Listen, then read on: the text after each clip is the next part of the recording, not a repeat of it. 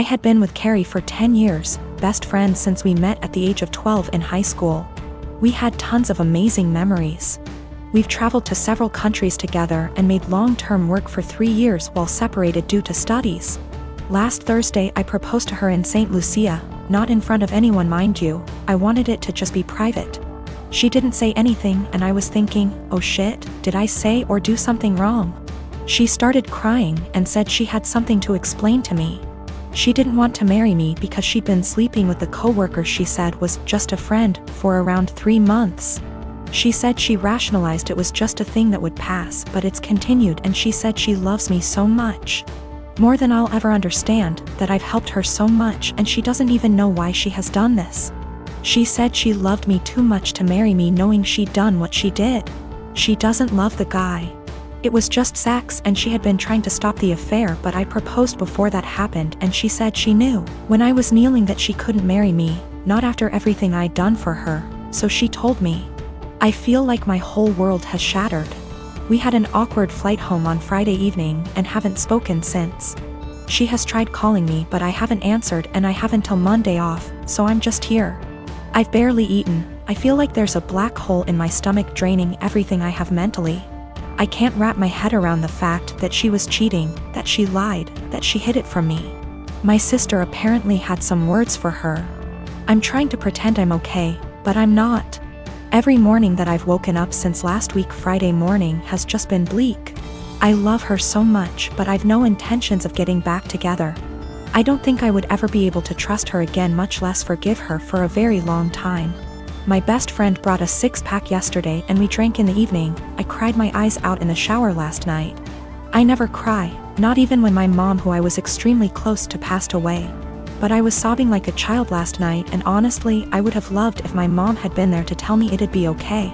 My sister brought over some breakfast this morning and basically made me eat because she knows I haven't really been eating lately. Zero appetite. I am living with my family. It's me, a 15-year-old girl, my twin brothers who are 17, and my parents. My dad cusses a lot, and so do my older brothers. But apparently the standards are different for me. My dad overheard me saying a couple cuss words when I was on the phone with my friends and he got mad at me for my language. And for how trashy and unladylike it was. This wasn't the first time he called me, and only me, out for bad language. But it was the one that frustrated me the most because I could tell there was a double standard. I thought of calling him out on his language and hypocrisy, but then I had a different idea.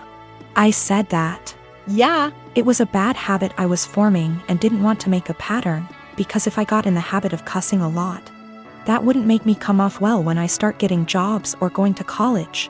And as I was growing up, I wanted to learn how to speak respectfully and intelligently. But it was hard to keep from bad habits when I heard him and my brothers having potty mouth syndrome so often. They're setting an example whether they realize it or not. So I wanted to work on things for myself, but also together as a family. I suggested we make a swear tax where if anyone swears in front of anyone else who's participating, they give $1 to each person who heard them. I'd want that rule for myself because it would keep me accountable, and I'd really like it if the family joined me for it. So my dad said he'd join, and so would my mom. They got my brothers to be a part of it too. They didn't really have a choice. My parents decided to make it a rule. I know it's kinda petty, but I wanted to make the point that my dad and brothers swear a lot and I almost never do.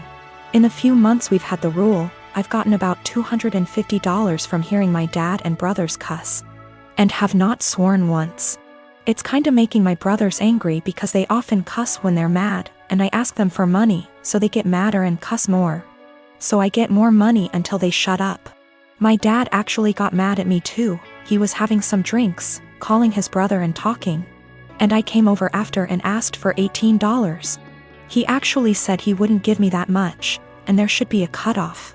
He gave me $5, which sends a weird message. Like swearing is bad, unless you want to swear a lot, then it's cool.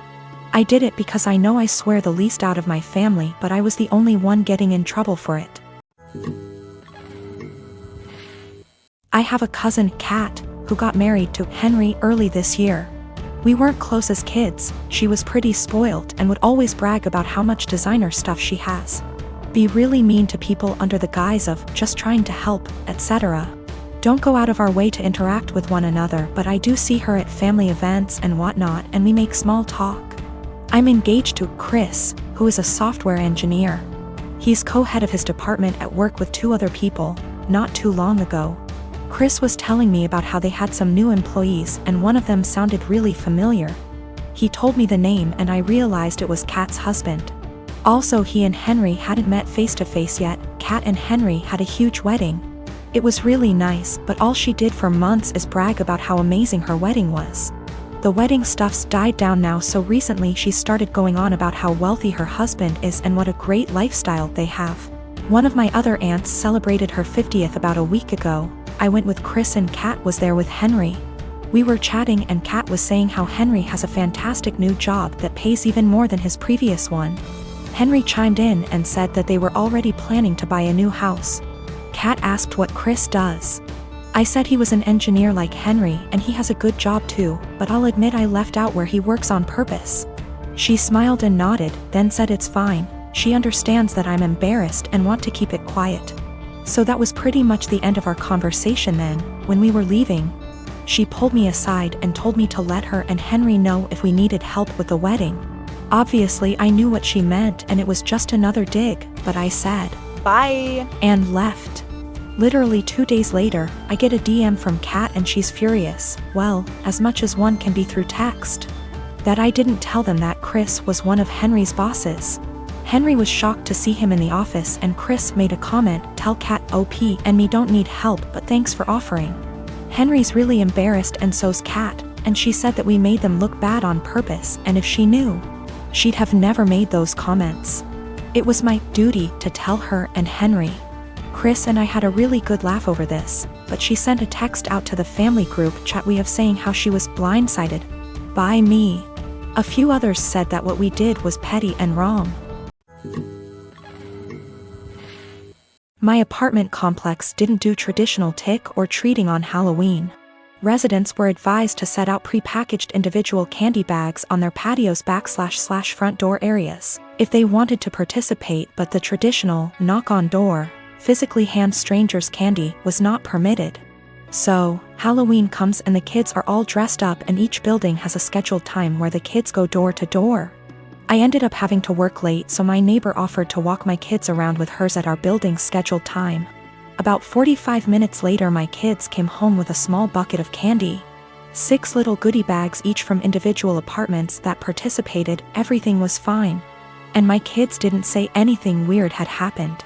They were just excited to eat candy once they got home. The next day I took my kids to the park directly across from our apartment complex. My neighbor was there with her kids as well. The kids were playing and she took out one of those individual goodie bags with candy in it from her purse and started to loudly rummage in it. She ate several pieces of candy and my daughter eventually noticed. Ran up and asked if she could have a piece and my neighbor responded, "Nope, this is my tax candy. Remember that this was my reward for taking you trick or treating last night." I was a little weirded out by that statement and asked what she meant. She said that since she is the one who had to take the kids out, she took 5 bags from each of my kids as a tax.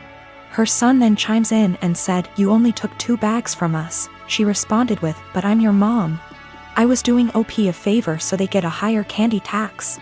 I was thinking about how to respond when I noticed that she was holding a Starburst candy and decided to just smile and nod and go back to watching my kids. I let her continue to finish off the bag of candy and then said, "Hey, aren't you vegan? You know a lot of those candies are made with animal products, right?" I explained what gelatin was and how a lot of those candies are made with it. She was horrified, Googles it and then told her kids that they were leaving.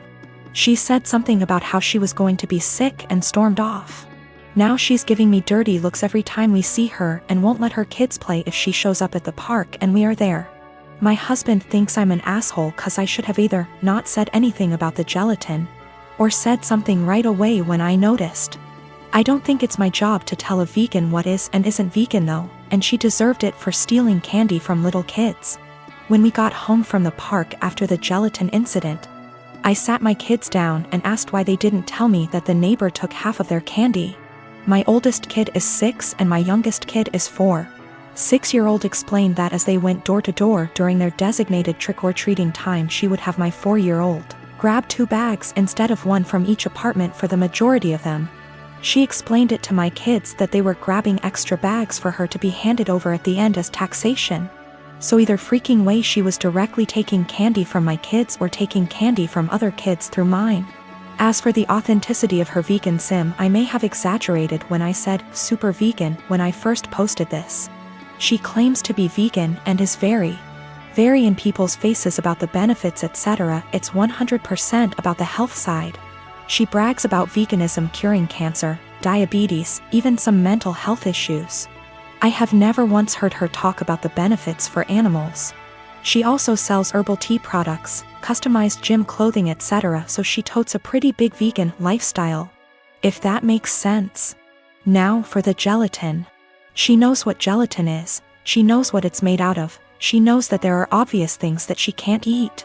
But she had no idea that a lot of candy specifically had gelatin apparently. When I told her that they had gelatin in it, she knew what gelatin was but Googled the candies to see if I was correct. I think she is either really dumb or she eats non-vegan stuff all the time when no one's watching, and had to pretend to be horrified about it at this point. 'Cause a lot of you guys have pointed out that you literally can't be vegan and not know these things. I'm not vegan, I'm not even freaking vegetarian, and I know these things.